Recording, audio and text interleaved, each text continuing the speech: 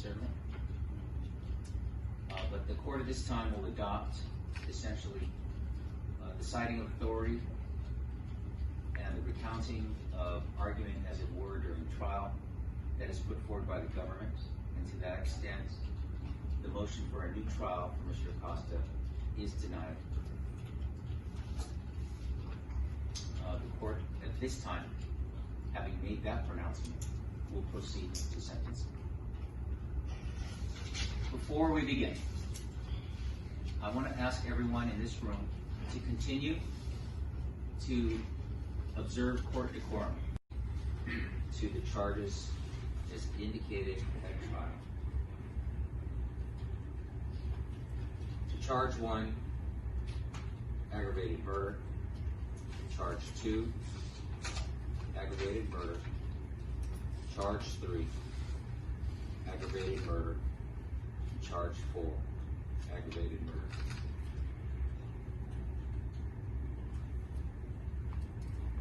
Based on the merging theory and the situation that you really have but one life to live,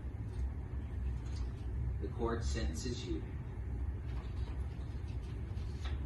to a term of life imprisonment without the possibility of parole.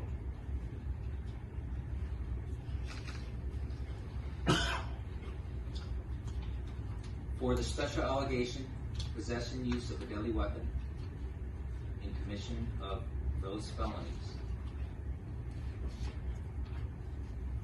in a similar fashion for each of those 4 aggravated murder findings made by the jury, the court will sentence you to the maximum term of 25 years in addition. For the home invasion charge, the court will sentence you also to the maximum of 20 years in addition, pursuant to statute.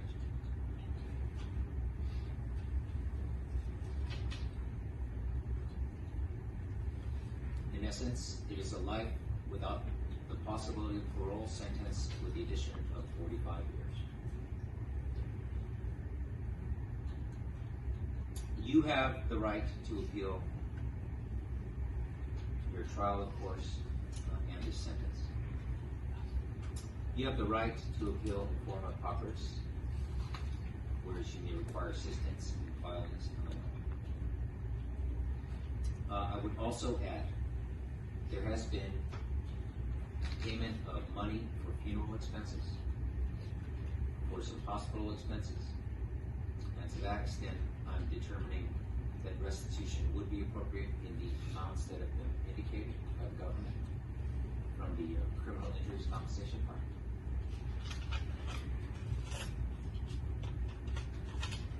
And I'm adding on a fine of $10,000, appropriate for the costs incurred, of course, about the trial and other things. I appreciate that there's not a lot of opportunity at DOC. I told you about your right to appeal, and my sentence is that you will be there through the end of your life. But it's not completely without regard to your needs. You can take advantage of whatever counseling, classes, eventually, but again, inside the DOC confines, inside the prison. The court appreciates that you've had support from your family. They're here for you too. This sentence does not preclude you from having visits, of course. Anything such as that. But Mr. Acosta, delivering the sentence, again, is what I think is appropriate for what has happened. The trial said a lot of things, but as we may not have necessarily all the information about your condition when this happened, but for the victim's family who do not have Timicca Nauta anymore, we fully understand what they seek, what they want, and what their what their emotions tell today, for the last couple years, for the people of Guam, to whatever extent drug use and all the things that go along with it may have had anything to do with what occurred, what you were found to have committed. I can't disagree with the victim family member who testified. That drug, if it were in fact used, has no place in our community. You're held responsible for your actions, but I'm convinced that problems are heightened, exacerbated when you add something that affects perhaps your mind and causes you perhaps to do some things that you might not have done without them. But I'm not sentencing you for drugs. I'm sentencing you because you have been found to have taken the life of a young woman, a young girl. Aware of the law and various potential sentences available for this defendant.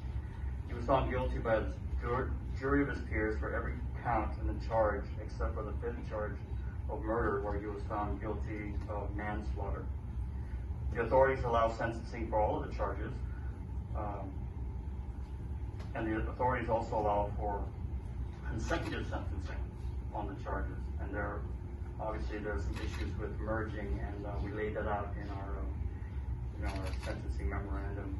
This time, based on the authorities that we have and some of the merging issues, the people at this time requested the defendant serve 4 life sentences without the possibility of parole, 1 life sentence with the possibility of parole after 15 years, 20 years for the home invasion charge.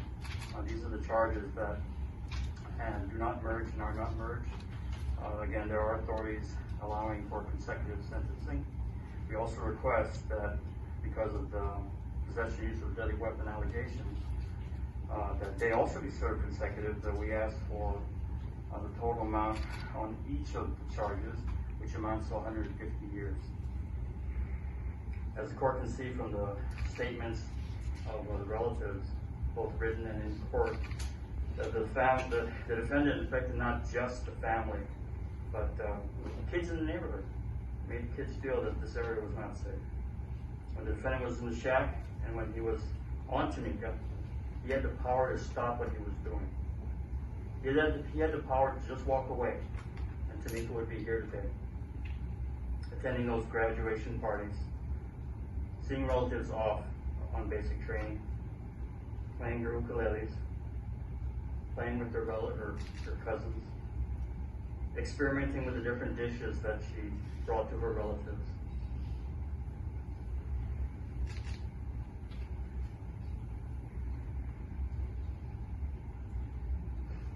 And helping not and care for the animals.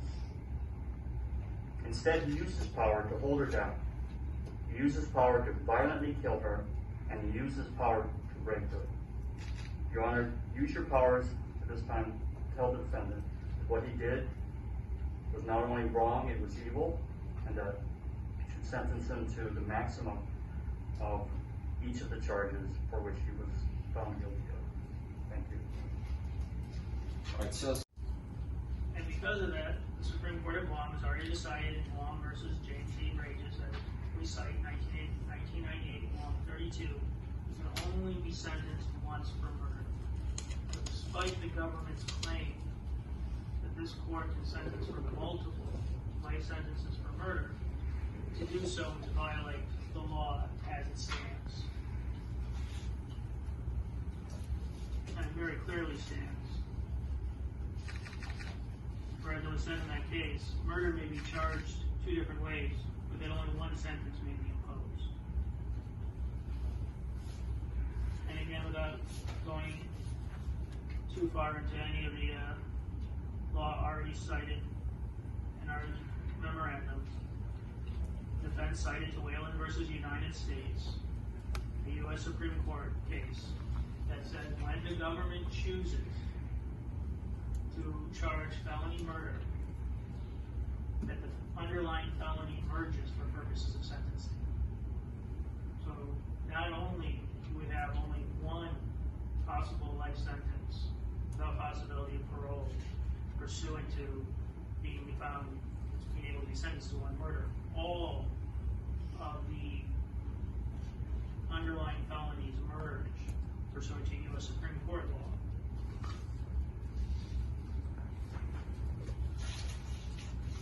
And provided the home invasion, it says in the statute that it must be served consecutively to any sentence imposed.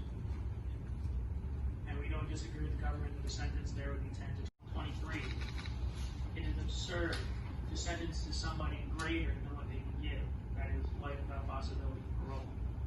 And while the government continues in its description of events, obviously the defense continues to disagree and not waiving any appellate and sentencing arguments it might have. We agree that under the statute for aggravated murder, the maximum penalty is the minimum penalty, and that is life imprisonment without possibility of parole. And so therefore there's no reason to go beyond that under the law, because to give something that you can't do would be absurd. But that if the court disagrees with that, the statutory minimum of additional 15 years should be given. Again, not waiving any appellate issues on what the sentencing should be or the underlying facts. Life imprisonment without possibility of parole, there's nothing greater, there's nothing smaller in this case. And we had asked the court to give that sentence. To Honorable Judge Vernon P. Perez, thank you, sir, for allowing me to give a testimonial on behalf of my niece, Timicca J.D. Nauta. I would like to express my sincere gratitude to you, sir, the jury, the officers who were diligent in solving this crime against my niece, Officers Eric Mundia, Angel Santos, and all who have participated in this case. Also, thank you to the community and news media who have been there for us and supported us through this trying and heart-wrenching times. Now that we have come towards the end of this trial and sentencing, I would like to say to the defendant what my family and I are feeling and have been feeling about the loss of my niece Timicca. I really don't feel it necessary or fit to call the defendant by his name because I have no respect for you at all. My beautiful niece, Timicca J.D. Nauta's name is the name who should be remembered. This person took my niece's life without remorse. He has no conscience or human decency and is a repeat offender and very dangerous to the community. He took Timicca's life horrendously in such a ghastly and inhumane nature. When I think of what he did to my niece Timicca, my stomach churns and my heart bleeds as to the violence and pain he inflicted upon her. What my niece Timicca went through that night, I do not wish upon anyone on this earth. As to the facts and evidence that he raped her both vaginally and anally as she lay without life in her body, proves that the defendant is evil to the core to do such a disgusting and vile act. That is way beyond human decency. There are many in my family who would love to see the defendant suffer in prison. Though the most painful thing is we are not able to talk. We cannot hug her, kiss her, hear her beautiful voice and infectious laugh, or hold her in our arms because this monster has taken her away from us. God tells us to forgive, but at this time and moment, our wounds are still very fresh. We live on a farm and not well off, and we make do with what we have. For a tragic and horrible crime like this, it puts a great setback in our lives. The defendant has children of his own, and I pray nothing like this happens to his family. Your Honor, I know that these decisions you make in the judicial system are from your knowledge and experience for many years. We pray that your decision for life in prison without parole will be granted so that our family can have closure and not fear that this monster will never be able to do this crime ever again. The children in our family who live in Chalacoda are traumatized. They are afraid to go outside and at times without anyone beside them. I also hold responsible the person or persons who sold or gave the defendant that disgusting drug. For every action, there is a reaction.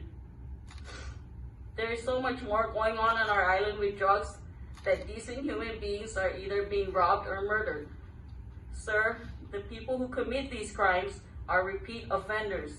We need a safer community where our children can go out and play freely without worries as to any harm befalling them. Keeping that monster in prison for life without parole will hopefully teach these other criminals that actions like what that monster did to my beautiful niece Timicca will not and cannot be tolerated. We miss her very much, and I cry every day. Yes, I know in time we will heal, but we didn't have to go through this. If you had just walked away, you still went ahead and murdered and grossly violated my niece just to satisfy your evil nature. Your Honor, thank you once again for giving us the opportunity to express our feelings and concerns to you. We are truly grateful. May God bless and keep us all safe during this pandemic. Thank you once again also to the jurors who have made the right decision in my niece's case, for their time and effort and rightful justice for my niece Timicca. And thank you again all to those who have been supporting our family and helped put this monster away. Sincerely, si Jus Masi from the Timicca Nauta family. Thank you, sir.